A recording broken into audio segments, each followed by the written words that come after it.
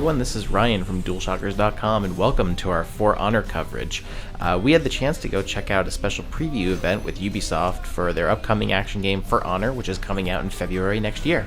While we were at the event, we were able to get some hands-on footage, we did a preview, and we were also able to get an interview with Jason VandenBerghe, the creative director of For Honor. Just a quick disclaimer before we get into the interview that due to some technical difficulties, we had a little bit of issues with our recording in the very beginning of the interview, just for about a minute or so. But the rest of the interview is pretty much full with clean audio, so you can enjoy it from there on. Other than that, you can keep watching for a full interview as we talked about story and narrative of For Honor with creative director Jason VandenBerghe. Enjoy. Hey guys, welcome to DualShockers TV. I'm Ryan, and I am here with Jason VandenBerghe, creative director of For Honor. So, what's up, guys? Jason, thanks again for talking with us. We really appreciate you having us here to come and check out some Vikings, some Knights, Samurai. Yeah. Maybe some other surprise factors we in got there, all maybe? kinds of stuff. Yeah, we got lots of Knights and Vikings Samurai, that's for sure. Yeah. Oh my. Oh my. So can you just start off just by just briefly talking about For Honor and just to describe to people a little bit about the game, what it is, and all that? So For Honor is a whole new way to play with sword. For Honor is a game that is built around putting the sword in your hand, putting it in the middle of a epic battlefield, and giving you all the tools you need to be the difference between victory and defeat. The game came out of our belief that combat is an art form, that this form of art is the kind of art where the warrior often gives their life in the service of what they believe in, right? And wanting to really capture that feeling of the battlefield and putting that on the screen so that you can pick it up with the controller, give you a whole new way to feel that intensity and that connection, and then live out the epic medieval battles as a medieval special forces guy. Yeah, so I was gonna say, kind of the big part of the game is the sort of this faction war between the samurai, the knights, and the Vikings.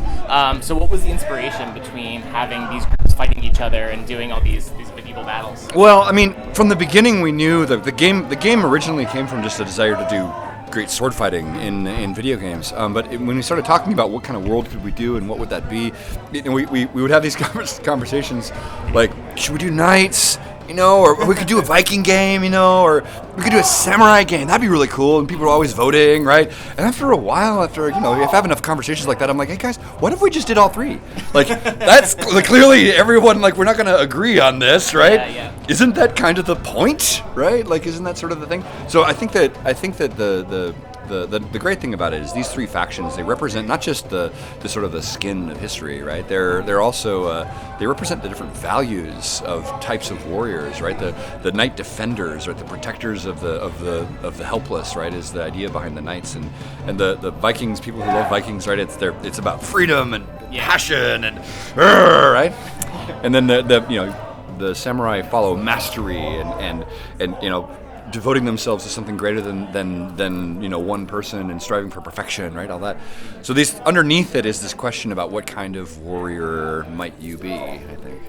Awesome. Yeah, and you can definitely tell. I mean, it's now that I've gotten my hands on a little bit with all the different groups, you can see how they play very differently. Yeah. And kind of their own unique features and stuff like that. Were there other factions or anything that you considered at some point? Oh, I've considered every possible faction. I mean, this is my dream game. This is a topic that I'm deeply interested in, and I've been studying all these types of groups for most of my life. So yeah, we considered everything, and I would love to be making a game where every possible type of warrior was in there. But this is a great place to start. It's a solid foundation, and there's so much new stuff going on in this game, right? We really wanted to start with something that was iconic, that people could get their head around immediately, right? Pick up the weapon, start going for it, see if they liked it, right? Because it's really new, right? It's not. It's very different from. There's no other game that plays like it, right? Which is awesome. Yeah. It's cool. So with these different factions you're including mean, what can players expect from the storyline of the single-player campaign of For Honor? Right. So the campaign is a full cinematic adventure, right? So you're going to play as the knights, and then as the Vikings, and then as the samurai. This linear story that tells the story of this one region of this world called Ashfeld. The Vikings call it Valkenheim, right? It was their ancient homeland, actually, and they had sort of been wiped out in the Cataclysm and had traveled to other lands.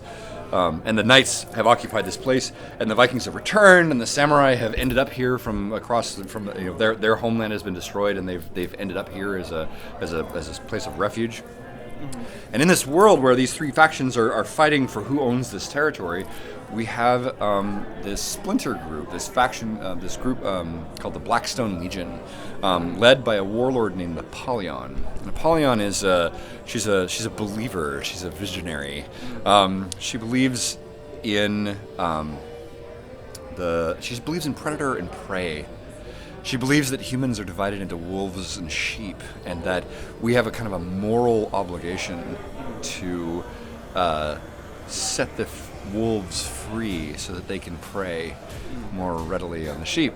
And so she doesn't really care what faction you're in. She cares whether or not you're a wolf, and is setting about to encourage more and more war. So in this region, we have those three factions, and you'll start as the knights, and you'll actually end up joining the Blackstone Legion, and you're going to see from the inside what they're all about, and then you're going to experience as wars begin to spread, you're going to experience the hows and the whys behind that, and you're going to find out how this whole thing got started. Awesome. Yeah, I'm sure. I'm looking forward to it already from what I've played so far. In terms of the multiplayer, will we see any integration of like a storyline or anything that players will be doing in multiplayer? So there's two things. First is to know that the campaign is the past. The story campaign is the past. The multiplayer is the present, in the same location. There's a world map, right? And that world map is taking place in the same place in both parts of the game. And we have this thing called the faction war in the multiplayer side, which we're announcing today. We're sharing with you guys for the first time today. Yep. It looks very cool, by the way. It's cool, right? In the faction war, every multiplayer game that you play, every form of gameplay that you play, participate in, you're gonna be rewarded with war assets, and these war assets are points that you can place on the map for your faction. And over a series of rounds and weeks, your faction is gonna fight the other two factions for dominance in the season, in this overall season that you're gonna be playing in the multiplayer game. Those seasons are the history. They're the official history of this world.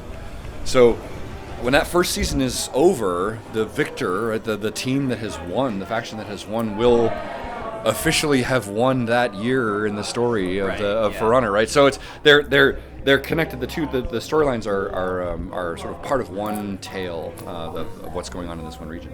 Awesome, yeah. And then I know, like, when For Honor was announced, a lot of people thought that it was going to be primarily focused as like a multiplayer experience. Well, we started there. Combat and stuff like that, yeah. And then obviously we've seen that it has a pretty in-depth single-player campaign.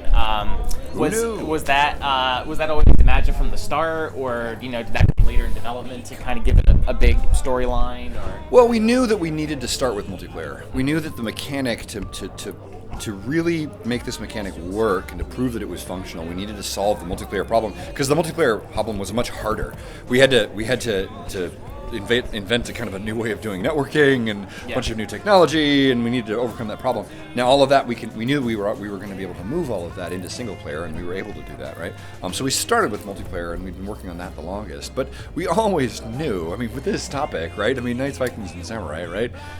Come on, right? The question was when are we going to do it, right? Yeah. When are we going to, when do we build that out? And the answer turned out to be right now with this version, right? Like I said, it's fantastic. It's just been great. So we always wanted to do it, and I'm thrilled that it's here, right? And we're ready to hand it off to you and see if you like it. Yeah, for sure, definitely. And then just sort of one more thing on my end, with working with these, medieval knights, Vikings, samurai, and all that. What was the sort of the research process like for developing the combat styles? I'm sure there was a lot of work that went into that. Oh, it was so great. So first, I mean, the original concept for this game came from. I took a course. It was 15 years ago. I took a course in German longsword, and studied the basic form that you see now with the Warden. That form was where we started.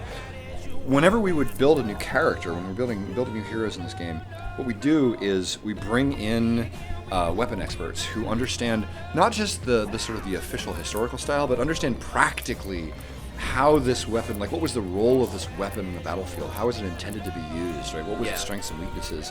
And who know we have a couple of fighters who have a lot of experience in like the cheap shots, right? Like how do you, what are the weird ways to attack with these weapons?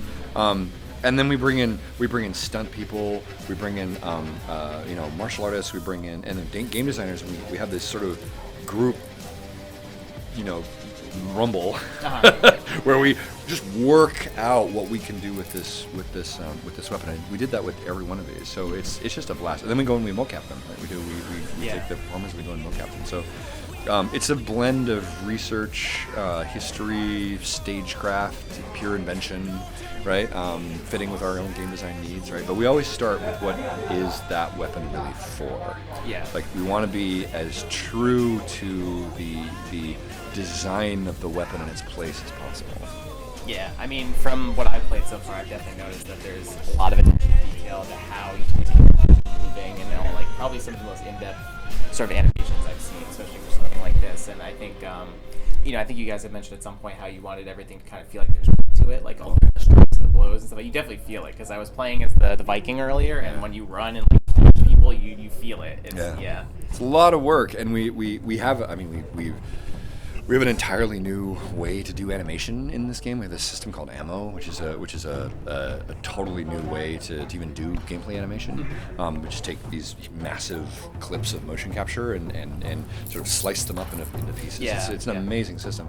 And making that sense of weight, that weight, it starts with the mocap, with making sure that the original stuff is slow and heavy, and we're really concentrating on getting the weight there, and then we just keep improving that, keep working on it, because it's the key thing. You want to feel that bam, right? You really want to feel it when you hit. And one last question. I feel like I know the answer to this already, but Viking, samurai, or knight? So I learned when I announced the game in the first year, I learned that I look like a Viking. That was what I imagined. And it should not have been a surprise. Yeah. I think looking back on it now, I'm like, oh, right. Clear. So what I've learned to say is I'm Viking on the outside, right? But inside, heart of a knight for sure. The defender fantasy, right? Leaping in front of the with your shield.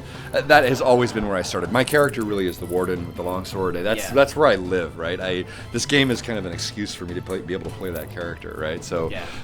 But like I always say, I love all of my children the same, and they're all my favorites, right? Great. Awesome. Well, Jason, thank you so much for speaking with us. It was really great to hear more about the game. For Honor coming out in February next year. And make sure everyone look forward to it. It'll be awesome.